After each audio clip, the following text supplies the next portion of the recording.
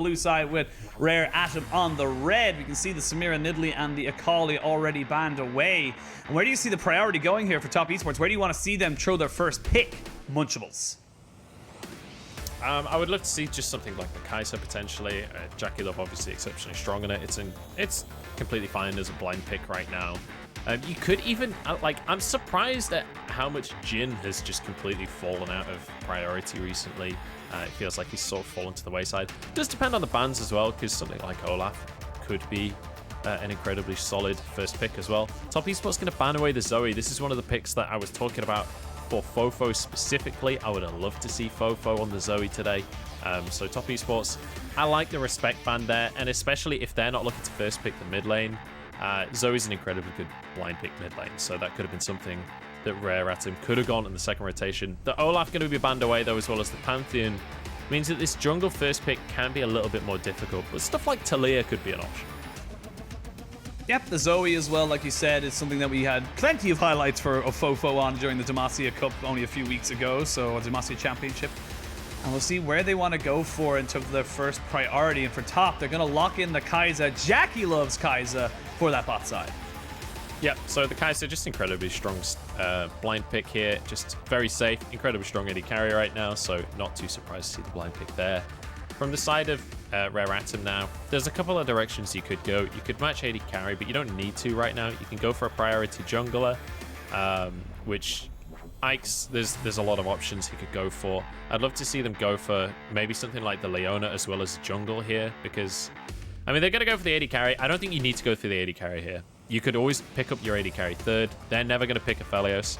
The reason that you would go for AD carry here is that you don't want to show your cards particularly, and you know what you're going to go for. So picking up the Aphelios for iBoy, so you've got a bit of a late game hyper carry. Don't talk about hovers. This would be a weird combo. Yeah, okay, the Thresh. That's a little bit more. Rel and Aphelios not really in the same kind of skill set, so I much prefer the Thresh. Yeah, Thresh gives you a lot of safety as well for the Aphelios, which does, you know, with the nerfs obviously he received throughout his lifetime as such right now, is that he does need that time to scale up. Still a fantastic team fighting champion, will melt objectives with the right gun set as well, so lots for iBoy to work with, especially against something like a Kai'Sa, which initially shouldn't have a huge amount of kill pressure on him, but the set locked in, that could be going to, honestly, 4 lanes. It could be going to top, jungle, mid, or onto the support, but if they do lock in Night Syndra, that will lock out that particular role. But curious to see where this set goes. I like the pick, like keeping, you know, the side of Rare Atom guessing. Yeah, it'll be bot for Dro for sure. Dro has played a ton of set already. It's very clearly one of his favorites. Like this and the Leona and the Alistair have been the 3 that we've seen from him. And like this guy is a hard engaged support player. That's exactly what I expect from him. And this set is well within the wheelhouse. Knight going with the Syndra, which has kind of become a signature pick for him over the last year. So just very stock and standard picks for Top Esports right now. Fofo going with the Orianna, so again we see this Syndra versus Orianna matchup in the mid lane. And now as we move towards the bans here, we have our bot lanes and our mid lanes locked in, which means that basically top third of the map needs to be selected. I wouldn't be too surprised to see some bans pinching the jungle pools here. Actually, Jarvan banned is a bit of a weird one. Yeah. I was thinking about Jarvan earlier today, and with Sejuani being kind of a fringe pick that we've seen a little bit, it wouldn't surprise me too much if Jarvan ended up sneaking into the meta. Maybe this is something that's coming out of scrims, but I don't want to put too much conjecture out. Yeah, I think as well as for the side of Top Esports, like we said just before coming into this game, they have not had a good grasp on the meta. They have not had a good idea of how to make a strong team comp as of yet into, you know, the 2021 season. So maybe this is something they're seeing in scrims that Top Esports like to rely on, just taking it away, saying, no, if we know you're not comfortable in other things, we're just going to make sure that we take away all these fringe picks.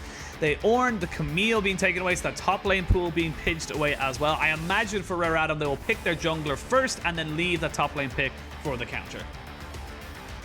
Yeah, could go for the top lane counter. The other option is go for something that you're happy to blind, but with the Gnar ban, that becomes a little more difficult. You could always go for like blind Renekton R4 is kind of a bit of a classic in the LPL, so I wouldn't be too surprised if they go for that, but the jungle is always an option as well. Looks like the Graves could be the answer.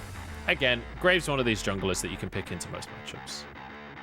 Yeah, plenty of options between Lilia, Graves.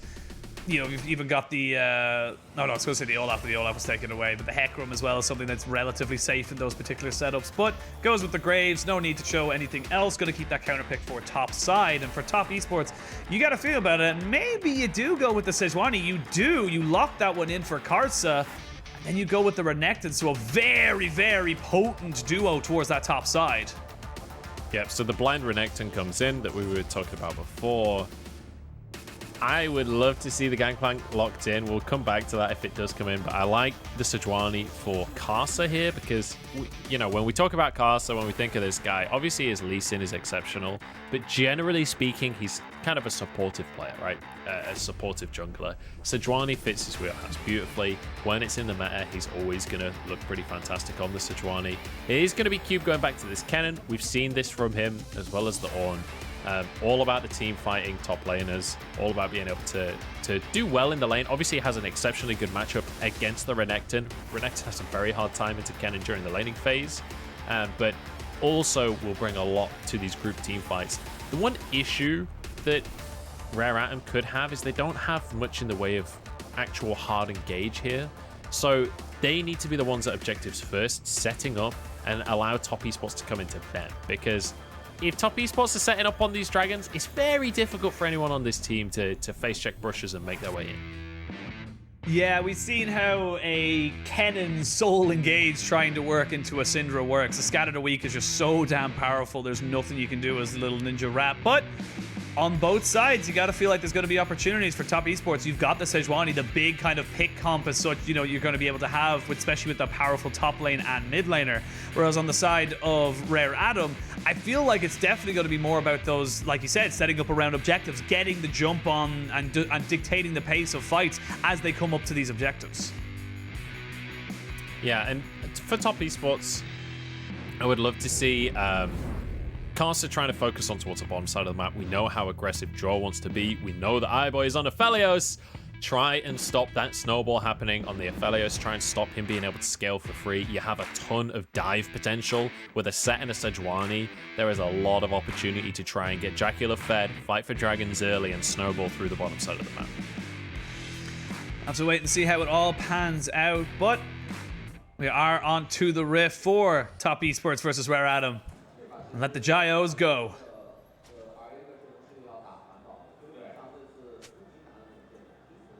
Any second now.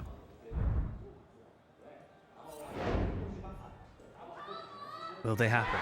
I'm gonna wait. There we are. Hey!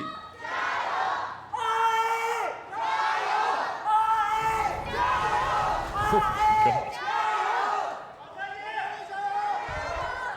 I'd love to be the guy beside him, whoever that person was, just screaming and just like, oh my god. Yeah, the RA fans coming out in force. I can appreciate that. Whoever's leading the cheers. It almost sounded like they were saying iBoy. Yeah, it almost sounded like they were saying iBoy instead of RA. A little part of me was just like, oh, I suppose iBoy is pretty popular. Our producer is a big fan of iBoy. Rose. Yeah.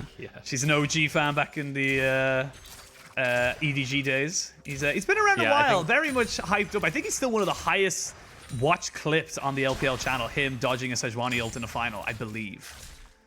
He is, like, this is what I was talking about, though, right? When you think about iBoy, there are some insanely great highlights of this player. He is one of those players, though, that historically across his whole career has been a bit inconsistent. Like, he went to Worlds, and I remember Froskurin on the analyst desk, like, really hyping up iBoy, telling everyone, like, this is the guy to watch, this is the guy that's gonna make this tournament happen. It just didn't quite come to fruition on the day, and it feels like since that moment, he's not really been able to recapture that glory. So I'm hoping that this is the year that we can have a bit of a resurgence from iBoy, because I feel like this is a team that has a lot of potential to do that, because you do have a quite supportive player in your top lane in Cube. Like, generally speaking, he's on these picks that are more about setting up team fights, more about setting up the rest of the team. It feels like him and Fofo can be like these classic mid ADC carries that the rest of the team is playing around. Oh, we'll see top esports dropping down a quick little ward, scouting for vision, seeing if they can find out Ikes in this jungle. Should be a pretty easy clear for both junglers. Neither were looking for any kind of crazy shenanigans. Karsa throwing the Q the wrong way. Don't worry, Karsa. We all saw it. You can, so I think you can, like, I'm not a Sejuani main, correct me if I'm wrong here, but I believe the way that the flail works, it knocks stuff in a direction first, and it also pulls stuff from, like, your immediate hitbox around you.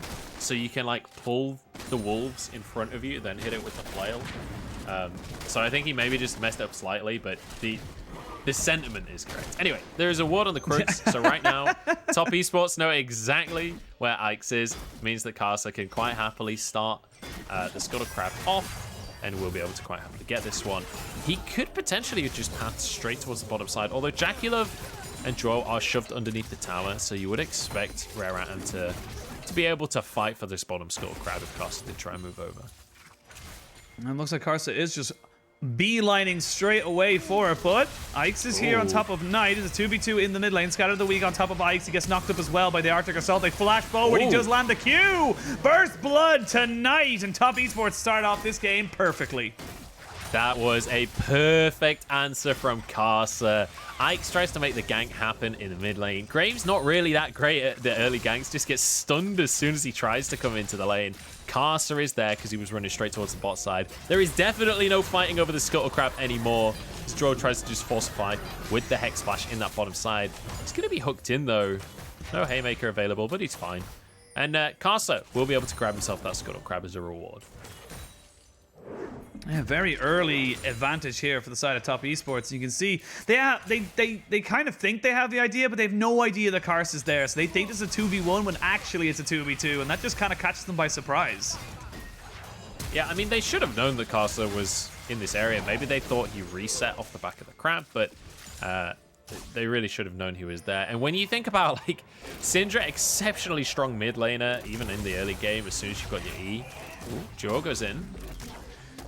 Well, they got Joe there. iBoy is just playing safe with the Gravitum. Nice easy gun for him to be able to keep. Karsa, no flash, makes this dive very difficult. It's going to be taking about half his HP for his sins of walking in. There was actually no real point in him walking up to that, so I like the fact that RA to kind of pass him out on that. Yeah, they've got to give him a hit. This was to allow Jackulov to get a reset off. iBoy is going to consistently shove this wave in, especially when he's got Infernum on. So this was Karsa moving into the lane to make sure that Jackulov can just clear the wave ASAP, get a reset off, grab his Noon Quiver, and get back to the lane without losing too much in that bottom side. So this is just Karsa doing the classic Karsa supportive jungler things of helping out his AD carry. Damn, AD carries can't even push their own damn lanes. Back in my, Petrus Farm remembers, back in my day, we got leashes and it was fine. God, I've been playing this game for far too long. Do you remember the old client? Do you remember how awful it looked? I do remember the old client. I love the old really client. old. What? Oh, it was ugly. It was terrible. It was so ugly. Nostalgically, I love the old client. You know, it's one of those things where I look back at screenshots of those days and of videos of the old League of Legends, and it brings back good memories. Cube is getting dived, but he has cleared the wave. Yeah, he had got cleansed as well. Cube should still fall, though, as 369 tanks that one up for Knight. Used the Slicing Maelstrom to clear the wave, but it was just too little, too late. They knew what was going on, but he could not prevent it from happening. Yeah, Cube looking a little bit square on that one. The huge wave comes in. He was correct to try and ult it to survive. I think the flash was maybe a little overzealous. Tried to dodge the stun, but Knight luckily had his outplay button at the ready, tapped R, and then suddenly Top Esports won the game. Who would have thought that? Ike's in the meantime, though, does get to answer with a dragon. So not all is lost for RA-Game1, but yeah. Syndra doing Syndra things. Knight on Syndra is always going to be a win. Good roam from Joe as well, keeping the pressure up, not really losing anything in that bot side either, as Hong lands a hook onto Joe. It's kind of an intent hook to show them what you can do. It's like, look, I haven't missed yet. Don't tempt me. I'll get you. And You see Ike's actually taking the second blue. It's actually not super rare that we see this nowadays, purely because of the way jungle camps work. The way they work now is that if you hit level 9, you actually gain more experience per camp you take, so it's actually a lot better for you. And that's why we generally see when a jungler hits level 9 and another jungler's at level 7 or something like that, it's just a massive 2-level gap forever. I'm not exactly sure of the 100% of the mats, but generally speaking, you do want to try and keep your jungler as close to the other jungler as physically possible. If you start falling behind, it can just start snowballing away from you. Yeah, partly as well on Graves, you want to be trying to farm up as much as possible. He is actually falling behind in XP right now, so I think this was a decision of, you know, Fofo already has a tier anyway, so he's not going to be struggling too much for mana. It is not great to not get the blue buff as the mid laner, but when you're able to get a tier early on, it's not the end of the world. Caster, in the meantime, though, is on the top side of the map. He's going to just walk up and grab this Rift Herald completely uncontested here. You have 369 pushing in on the top side. Cube not really able to do much about that one because he doesn't know where Caster is. He can't step away from the tower because he knows that with his flash down, with Caster in the area, he will just get one shot. And like we talked about this matchup in the top side, Kennen can do a decent job against Renekton harassing and stuff, but if Renekton does close the gap, Cube just dies. Like, Renekton will just kill him in a global cooldown. And Caster and Knight, they're not going to let Renekton do this by himself. Yeah, the Cube's just got to go, uses the Electric Surge to keep himself safe, gets that Yordle out. Just back away straight away, all the way back to the tier 2 turret. As Knight and Karsa just show their presence. But while that's all happening, you're gaining in the top side. You're kind of losing a little bit in the bot. You have not got the full pressure. As Fofo starts to roam up, they're looking maybe for a 3v3, but there's no reason to fight here. So top Esports, they say they've got what we wanted. We pushed in the wave. We denied a good bit of experience and gold to Cube, and we can just keep pushing back. Hook does miss from Hong. Not able to pick that one up, unfortunately, on top of the side of Jackie Love, and Jackie Love able to soak up all these minions underneath this turret. Yeah, and the play around top side is good response from RA-Game1 to send Fofo up. If Fofo doesn't respond to the roam there, then Herald comes out and they guarantee that that top tower goes down as the first tower of the game. So good from RA-Game1 to respond to that one to make sure Karsa can't just hard commit to diving the tower and taking that one down. We're seeing a much slower game. I think that's just where the meta is right now. It's a lot better just to hard farm, get your first mythic item, and then try and fight over things. So right now, where do you see the next real big engage coming in? Where do you see the next 5v5 happening between these two teams? Well, I feel like from the side of RA-Game1, you're pretty scared to fight top esports right now. I mean, you've got an Aphelios as your bot lane carry. You've got an Orianna in the mid lane as well. Both of these carries scale exceptionally well, but realistically in the very early stages, I mean, Orianna, it doesn't matter how good she is in the early stages, she's 2 kills behind, so she's never going to be able to match up to the Syndra at this point in the game. Same for Aphelios versus Kai'Sa. Kai'Sa has Halo Blades, far and away stronger at this stage in the game, especially once we get towards 1 item. So top esports should be able to start to look towards dragons. RA-Game1 managed to get the first one, obviously, while Casters was on the top side of the map, but hang on, Cube is going to get a stun here. Needs to be a little careful. Gets the ultimate out of Cube, and I feel like that's a little bit of a bad, not call as such, but definitely a bad read on where this play was supposed to be going, as Ike's was there, but with a Rift Herald on top of Karsa, this is an easy tower, and you've just lost your Slicing Maelstrom, which means there's no turnaround play here for the side of RA-Game1. They have to back away.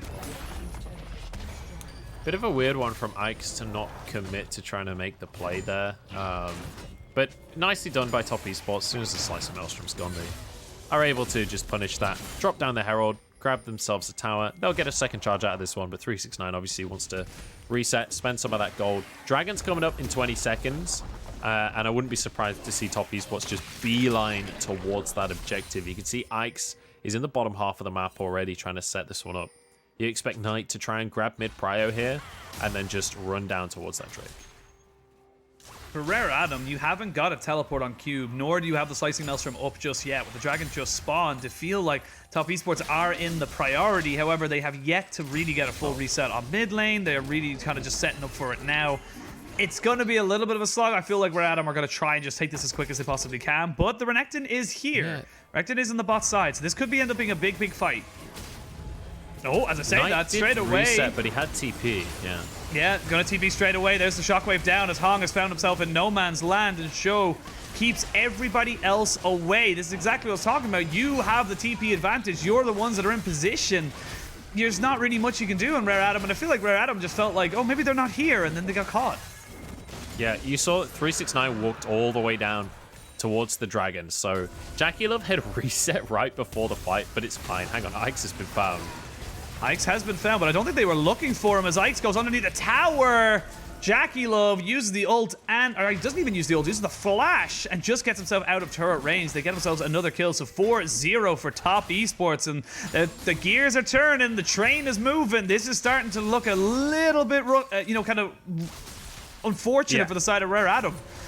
It's starting to look real good for the side of Top Esports right now. Jackie Love just walking under the tower. I think they were actually trying to get iBoy there, or I think they wanted to dive the tower. Ike's just happens to be in the tri-brush, and they get a nice easy kill for themselves. Jackie Love actually walking underneath the tower just to get the last couple of autos, and then flashes out the other side. Very nicely done. Can also move down to the bot side though, and iBoy has overextended. We've never said that before.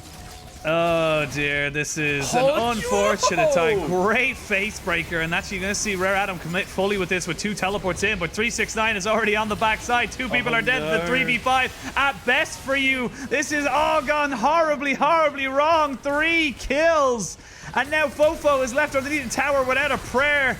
The Glacial Prison just to lock him up and seal his fate. This is everything Top Esports wanted. Yeah, Ike's is currently on his Krugs just like in tears. He wished he could have been a part of that. Also, we've got James Bond on the Rift as Caster is now 007. That was so sad for Rare Atom. They tried to commit to defending iBoy. It doesn't work out, but the TPs were already committed. iBoy died so damn quick. Same for Hung. And then the TPs are already channeling. It means that Top Esports can get in a position to capitalize on those bonus kills. This has gone from bad to worse for Rare Adam. And again, iBoy, this is why I never hype this guy up. He's just always caught between where he shouldn't be. So, one thing I will say is that was actually very, very well played from Duo. iBoy is staying too long because he's with a Thresh, right? And he thinks, oh I can take the lantern out. Duo pulls him out, and then obviously the TPs come in. Cube can't do much in this situation. This is 2v5, so this was never going to end well beyond that, but iBoy trying to stay for the plate because he has a Thresh. But then Top Esports, it's so good to see them being incredibly proactive like this and saying, oh, look, iBoy's going to overextend for a plate. Let's teleport our Renekton down there and guarantee that there is no way out of this one.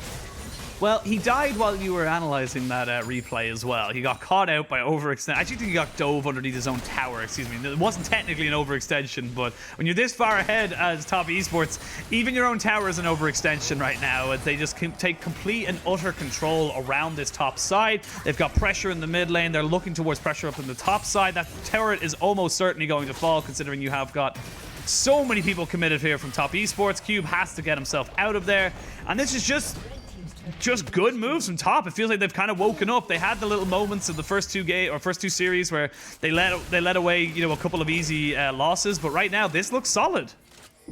Yep, this looks pretty fantastic. This looks like they've woken up a little bit, and they're here to play. Herald down in the mid lane as well. That's going to be at least one tower. I don't think they can stay and push more because iBoy is moving on up. Fofo is answering on the bottom side though.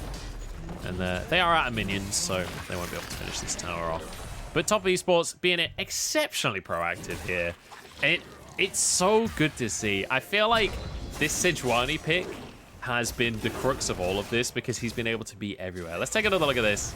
Oh, no. Just 1v1 There's me, bro. nothing you can do. There is nothing you can do there. Speaking of 1v1 me, Fofo has used the shockwave, and now he gets jumped on straight away by Jackie Love. Jackie Love trying to outplay this as best he can, but Ike's is playing keep away.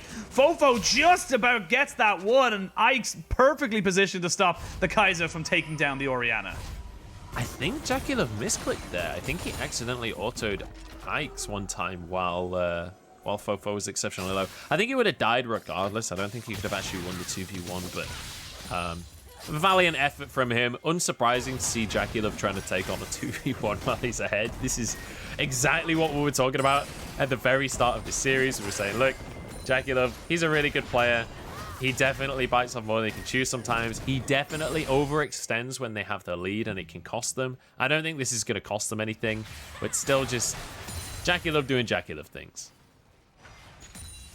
JackeyLove is in fact doing JackeyLove things and trying his very best. Almost came out of it on top, at least for a 1-for-1 trade. You can take that. You'll take that any day of the week at a 2-for-1 or a 2v1. But with Dragon now spawned, you can see Top Esports already starting up. They don't need to send anyone else except for Karsa here. They can just keep pushing in on top of that. Get the waves in order, pick up some more CS, pick up some more farm. Fofo, though, has got flash available, so this is a little bit risky to dive for top. Yeah, I don't think they can dive onto Fofo at this point in the game. They're just trying to pressure on this bottom side, go for the wolves, go for the Grom. Because if you're pressuring that deep in the jungle, there's no way that Ike's can ever sneak in and try and get a cheeky steal or anything like that. There's no way for RA-Game to even consider contesting the Dragon while you're pushing them so far back in the jungle. Exhaust actually comes out from Cube. Obviously has the unsealed spellbook on the cannon. That's going to keep him safe for now, but we mentioned the dive before. Now it's really happening.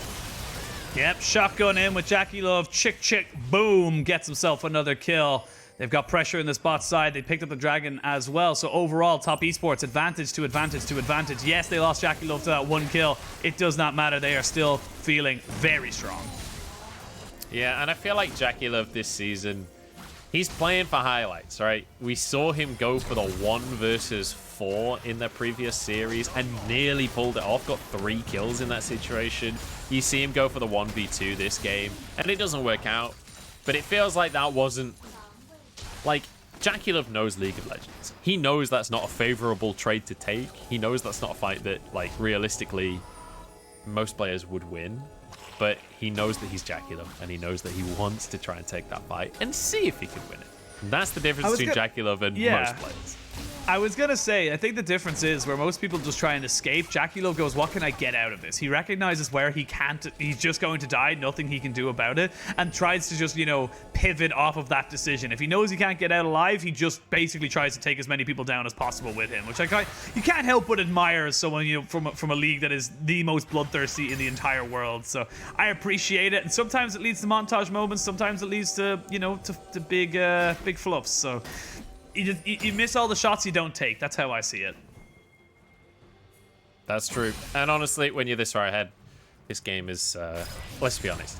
If you're Top Esports right now, you're one of the players on this roster, you've played a lot of League of Legends, you've won a lot of League of Legends, you know what a win looks like. And this is exactly what it looks like. 20 minutes in, they're 7k up. They've got 2 Drakes. They have great scaling as well. It's not like they're about to fall off of a cliff or anything like that. They're not really on a timer. Like, this is fine. For the side of RA-Game, let's at least talk about, like, the theoretical win condition, right? Because, yeah, it's not looking good by any means. They need Top Esports to throw the game, but Top Esports have been throwing games recently. So let's just entertain the idea of what could happen. If they can find a pick or two to close the goal gap slightly, in the later stages of the game, they have insanely strong team fights, with Kennen getting an ult across everyone, Orianna in there. iBoy, once he's got 3 items and he has a Hurricane, he's going to be dishing out massive amounts of damage in team fights. The problem with trying to execute this is that JackeyLove, as soon as anyone leaves iBoy or Fofo's side, JackeyLove is just going to ult onto the back line and annihilate them immediately. So the idea for RA-Game would be that hopefully they could find a pick for themselves. Karsa is not the pick that you want. Please back away, RA-Game. Karsa definitely not the person you want to try and be picking off right now. However, with Karsa still alive and full vision control in this enemy side jungle, they are free to start themselves off a 21.5-minute Baron. They have no vision on Knight as of yet, who is just going to 100-0 with the outplay button and get a kill onto Ikes. No steal is now available. And this is still a 2-man Baron. They are just zoning off with the other 3 members of Top Esports. Top Esports are just playing with their food. Yeah, I mean, Ikes just got mechanically outplayed there. What can I say? Knight is just the better player. It's as simple as that. Now, realistically, Ikes, it realistically has to be the one that face checks this. You can either try and face check this like Ikes did, and maybe sneak in if Top Esports have not warded or something. He wanted to try and check if the Baron was happening. The Baron was very clearly happening. I think realistically, you should have just forgotten this one and said, look, we know they're taking it. There isn't actually anything we can do about it. We just have to hope we can protect our inhibitors.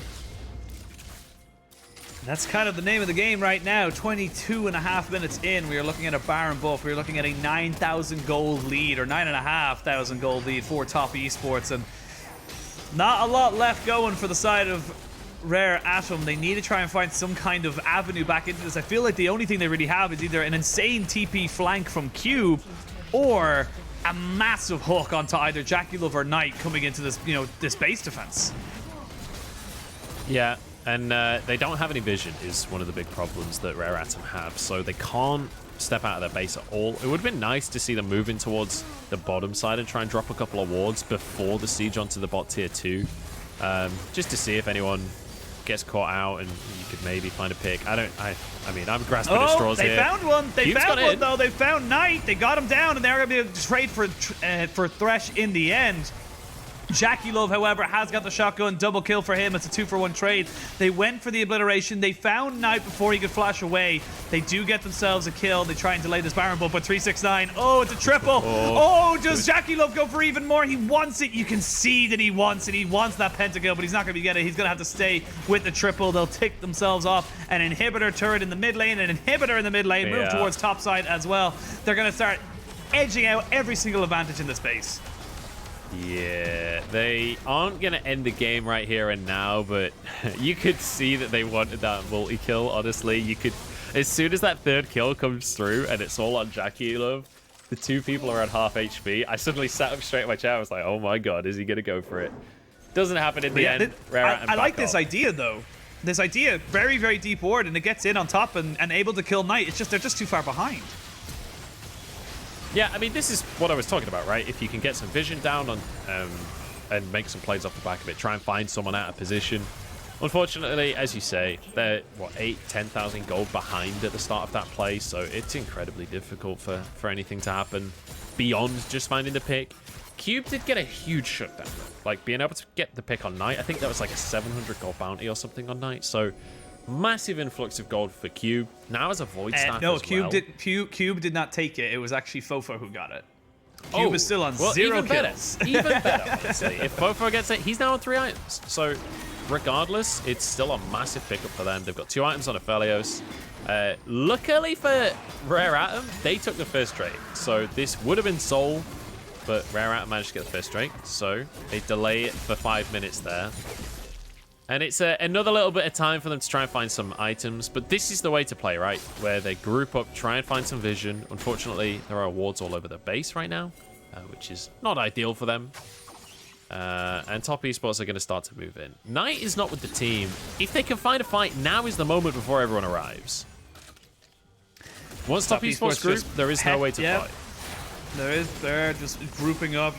Joe did pick himself up a little bit of harassment and loses a bit of his health bar, but should be able to sustain it up pretty quickly with no real place to go. There's going to be the engage. They get the slicing Maelstrom, but JackeyLove is still alive. Now 369 jumping in on the backside, trying to take down Ike. JackeyLove will take the first kill of this fight. 369, how are you alive, Mr. Crocodile? They can't get it. Actually, JackeyLove was tanking the turret. JackeyLove is down. They can't keep him alive because 369 just said, I'm not tanking that, buddy. Knight, however, is still alive and well. Just used the scat of the week on top of the unleashed power to 100 to 0. The Thresh, they are going to be able to take all the inhibitors you would imagine coming up. Now, Fofo, though, gets caught out by the face breaker. Shockwave lands. That's 2 kills going over to Cube, and Knight is not able to end the game. It looks like Top Esports, we talked about them throwing. This feels like a little bit of a throw. So it was a totally botched engage. Like, they tried to just completely overforce the situation. JackeyLove with a monumental blunder, honestly, just walks underneath the tower when there are no minions. Ikes, though, realizes that they're on the cusp of coming back, and so he tries to 1v1 369. Brother Ike's on the scene here. Cube is actually going to try and chase 369 out of the jungle. JackeyLove is getting towards range, doesn't have an ult available. Maybe this is something? The red buff slow is there.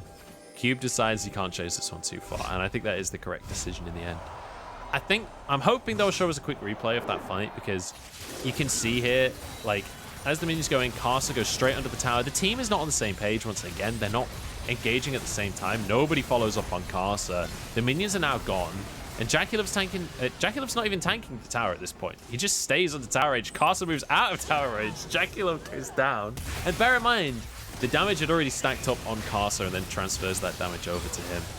And then at this point, it's just top esports have overstayed. Overextension. They don't have the same damage. Here's a question for you, Joe. Do you give an enemy team a pentakill?